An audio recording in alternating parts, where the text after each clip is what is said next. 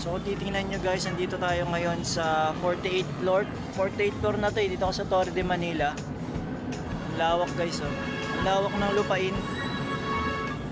Pero mas malaki pa rin yung langit, no? So tama yung sabi ni Imelda Marcos eh. Sabi sa kanya ng asawa niya. Mas malawak ang langit kaysa sa lupa. Ibig sabihin kung may pinagdadaanan tayo ngayon, mas maraming solusyon kaysa problema. So kung naman problema ka ngayon, wag mo intindihin yan kasi dadaanan mo lang yan. So isipin mo maraming solusyon. Kaya ang problema daw guys, dinadaanan lang, hindi tinatambayan, hinahanapan ng paraan.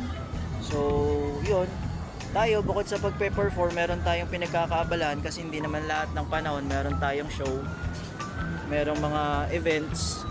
No, as a performer, syempre naghahanap din tayo ng extra income kapag wala tayong show. Ano yung pwede natin gawin?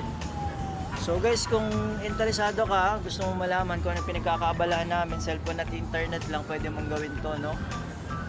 Pwede mo siyang magawa kahit nasaan ka, kahit saan lupalop ka ng mundo. Pwede mo tong magawa kasi internet na ang labanan ngayon. Online, offline, pwede mo siyang gawin.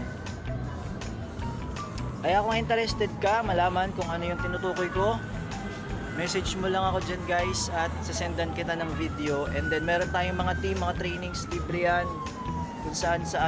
Kung saan ka man ngayon, pwede mo tong magawa. So ulitin ko, cellphone at internet lang, lahat ng tao may cellphone na pwede mo tong gawin. Kahit nasa bahay ka lang, nagtatrabaho ka, gawin mo ng 2 to 3 hours per day, pwede kang kumita. So guys, kung interesado ka, message mo ko agad kasi limited lang to, no? And pagtulungan natin, tara, sumabay ka na.